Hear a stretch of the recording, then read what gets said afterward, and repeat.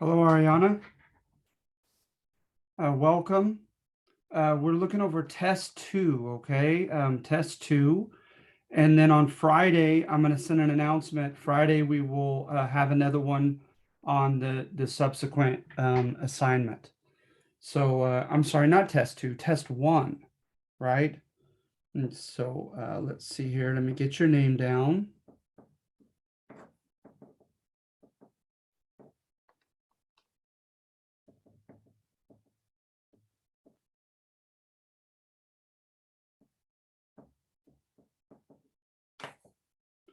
All right. So let's take a look at the questions, okay, Ariana? So you have here, please defend or rebut, right, or prove it to be false, go against. One of the following historical interpretations in the form of an argumentative write-up. Please try to write at least a page, all right, for your test one. Number one, defend or rebut Spanish court history, which contends that the Spaniards, however politically incorrect, brought, quote, civilization, progressive institutions and practices to the Americas. So their alleged contributions, for one, is I think of Roman and Germanic law that has been adopted by most, I hate to say it, first world countries. So they had it in the form of Castile's Siete Partidas, and then they did a recompilation of the laws to fit the circumstances in the Americas in 1680. All right. And so we benefited from Rome, from the Visigoths, from their experience with the Moors, etc. The Spanish had plenty of time of growing accustomed to traditional government, for lack of a better way of putting it. And that way in government, sometimes in Whig history, WHIG, the Whig Party of England, they tried to decry that the Spanish had a dark path that they took as opposed to other Europeans because of these influences of Rome and of the Umayyad Caliphate, etc. But I would beg to differ. You have plenty of evidence of Roman influence in our governmental system to this day, for which we are proud, usually, traditionally, in this country. And then the Umayyad Caliphate was quite sophisticated, as you guys have seen in the past, with their Renaissance and their rules and laws, etc. And yes, they were based upon the Quran and the Hadith of Muhammad. But nevertheless, as archaic as that sounds, they had a somewhat sophisticated type of government. And that government, contrary to what Whigs say, was not autocratic, uh, really, compared to the English and to the French and others. I would make the argument. And a few examples of such. They had fueros, and fueros were certain rights that cities and people had that guaranteed them exemption from the abuse of power from above. You also had the notion that the king had to reign with the general welfare, the bien commun, in mind, and that if he or she did not, he or she could lose his or her reign. You had the I obey but I do not comply tradition in Spain, whereby you could engage in civil disobedience and contend that your orders from above were not ethical and not in line with a higher law of the church or of humanity, etc. And so therefore you defied them. And that became institutionalized by 1528. And you had a right of an appeal to judges, to the judge system in the Americas, which was pretty respectable. And then you also had the juez de residencia for those who were in control of Spanish America, whereby they would be put under house arrest, have opportunities for those who had grievances to bring those grievances against them, in a formal court of law. And sometimes they were arrested, deprived of their position, and sent back to Spain in chains. So maybe you could go that route if you wanted to try to defend Spanish colonization with court history. That's what court history does, right? Is it praises the winners. Christianity, notions of human rights and human dignity of all individuals, at least on paper, right? An ethical system that was undergirded by the Ten Commandments.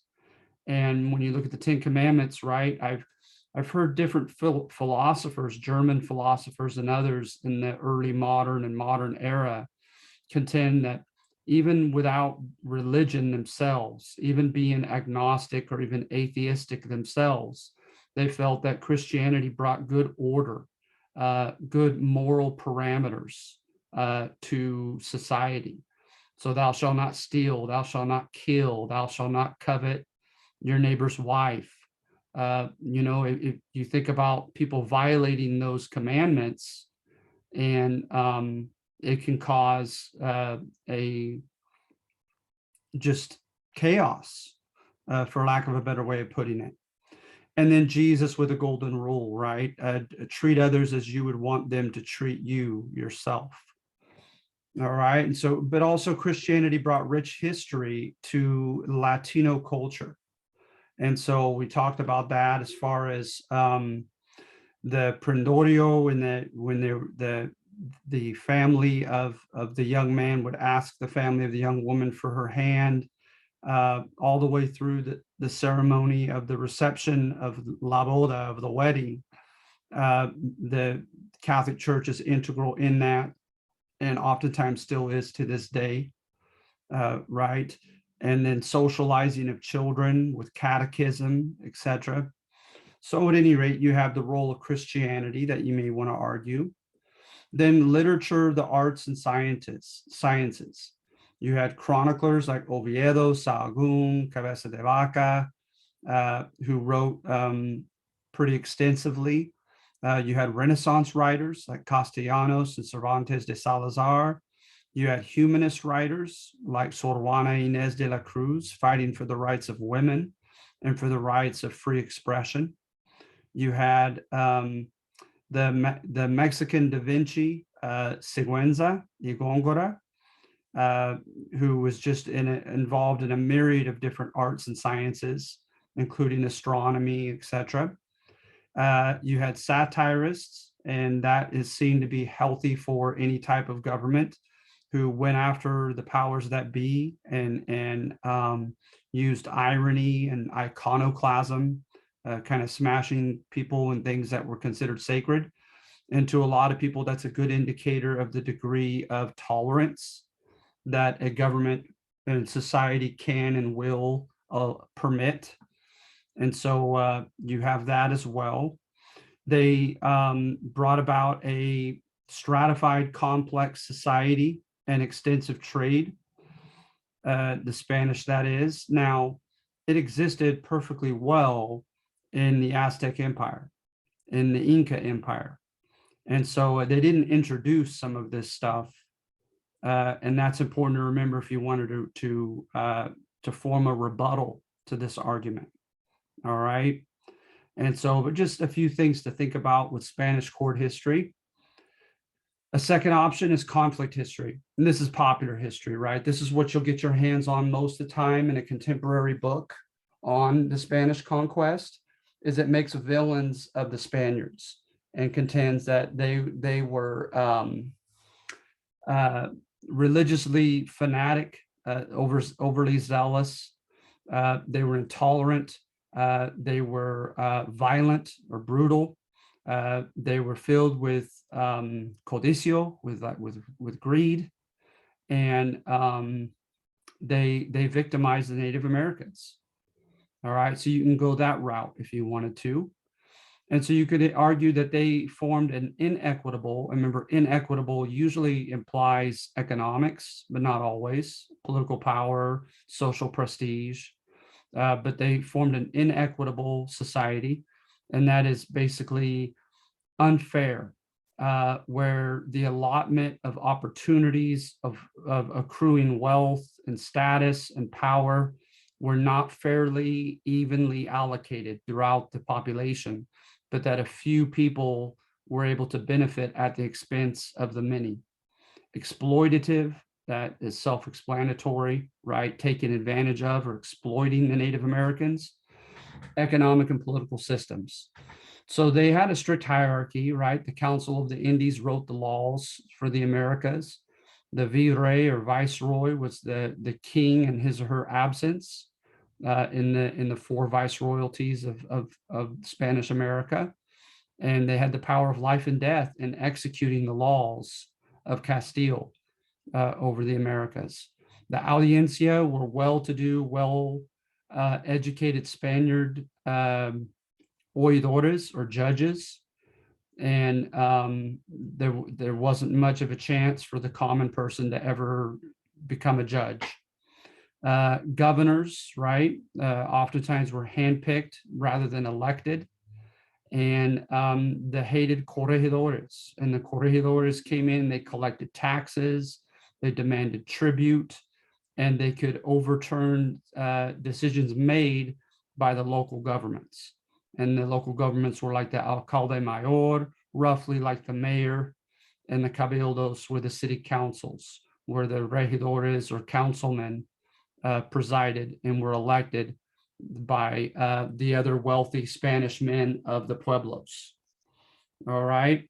You had the consulado, and the consulado decided on economic opportunities, and they granted monopolies to well-connected Spaniards.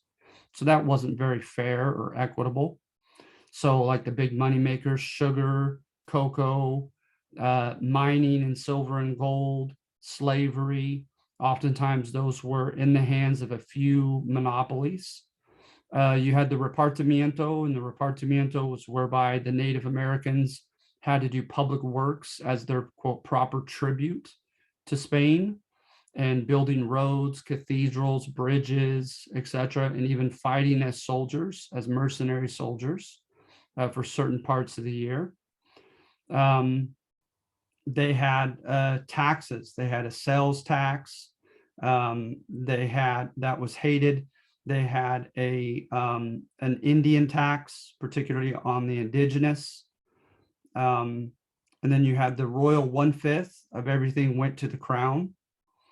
And the Situado system, I don't recall that at the moment. I apologize. And then, but you could look that up. And then the encomiendas, and that of course was the personal incentive for conquerors or people who went forward to claim new pagan lands known as adelantados, came forward and grabbed land, and they were entitled to the forced labor of the indigenous people whose land they had conquered. All right. J.H. Eliot in his book, he has several books on early modern Spain and Spanish America. He has one on the empires of England and Spain in comparison and contrast. It's called Empires of the Atlantic World is the name of his book, this particular one.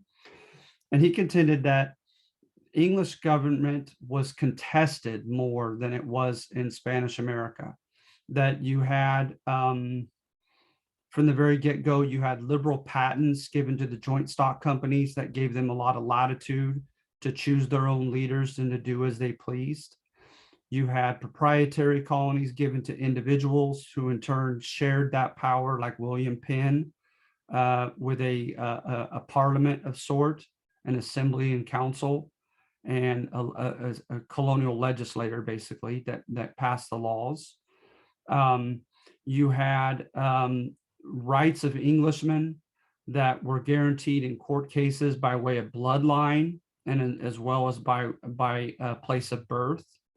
And so either one, if you had English parents, even one, or if you were born in an English colony, you, according to these judicial decisions, you were entitled to the rights of Englishmen.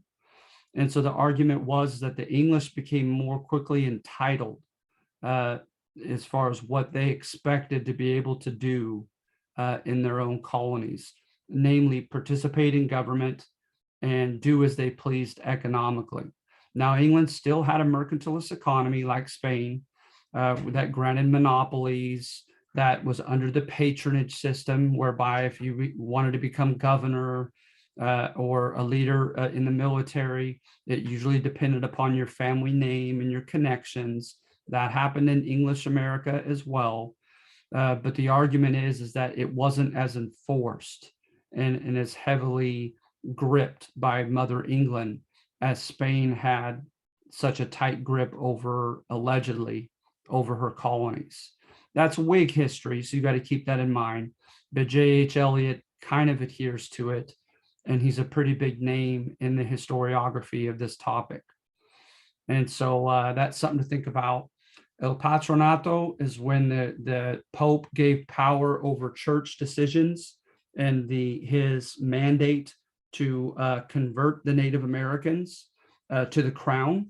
So the crown got to decide one place and another, one king or queen or another, the method by which they would try to force the Native Americans to become Catholic Christians.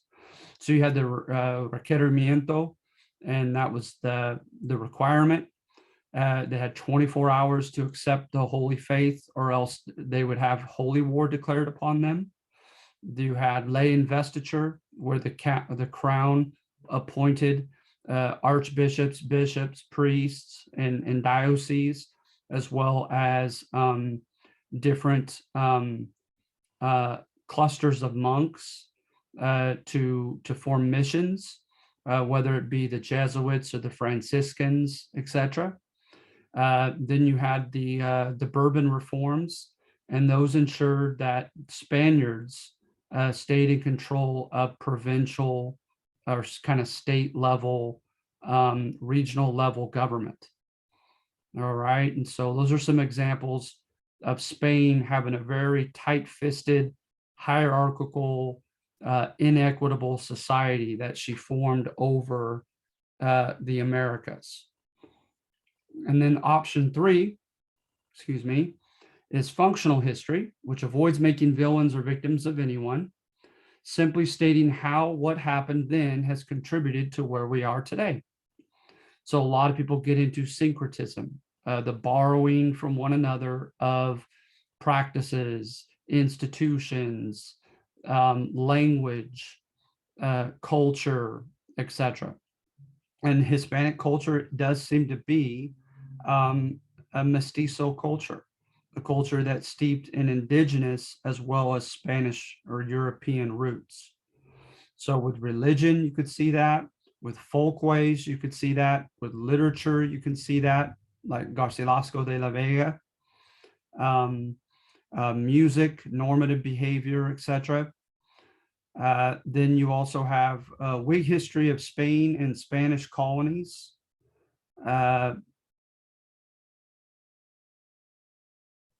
Where am I going with that? Pardon me. The main part to this is the syncretism.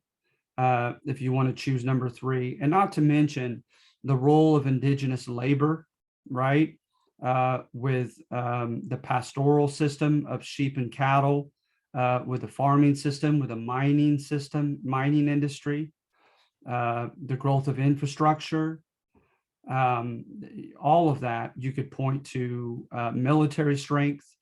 You could take a functional route and say how things just materialized into what they did because of an amalgamation of indigenous and Spanish forces.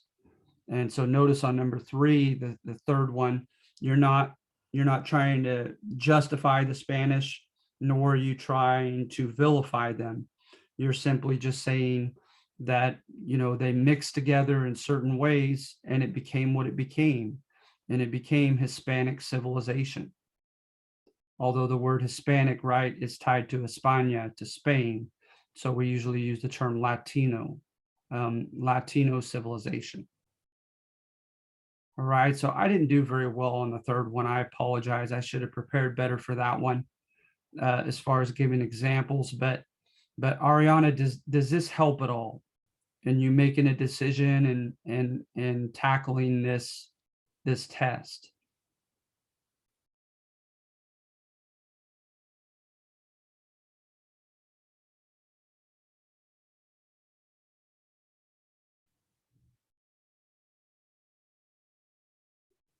Can you hear me, Ariana? Can I get at least a thumbs up or anything? You've been able to follow along? Yeah, I understood. Thank you. Thank you. All right. And I got option 3. I understood that one. Okay, good, good. Because I did not do a very good job at it. So that makes me especially proud of you. Thank you. No problem. All right. And so that's all I'm asking you to do. In the past, I had a multiple choice test, but just especially in the late start class, everything goes by so quickly, and I can't cover all of the multiple choice terms in the argumentative write-ups. So a lot of it relies upon my lectures. And I know a lot of people can't make it to my lectures or choose not to. And so I felt like that would be too much to ask, that format. So I changed it this semester, and I try to make it easier so that you, instead of showing me what you haven't learned, what you don't know amongst the terms that I have written down, this way you could show off what you do know, what you have learned. Uh, and so, yeah, there was a rationale behind this choice. So I hope you find that a little easier and and more liberating, so that you could go your own route in that which interests you, and that which you found to be significant, rather than what I found to be significant in a multiple choice test. All right. So I know it's been pretty short. We've only gone on for 20 something minutes, but that's about it. If you don't have any other questions, Ariana, like I said, Friday, I'm going to send out an announcement. Friday we'll meet again, and I hope to see you there as well. And we'll cover the next argumentative assignment. Thank you so much. Thank you. I appreciate you coming. I'm delighted to give you your extra credit, especially being the only person that showed up today. I'm especially proud of you for joining. So thank you, Ariana, and I hope to see you on Friday, okay? Okay, thank you so much. Have a wonderful day. You too. Take care.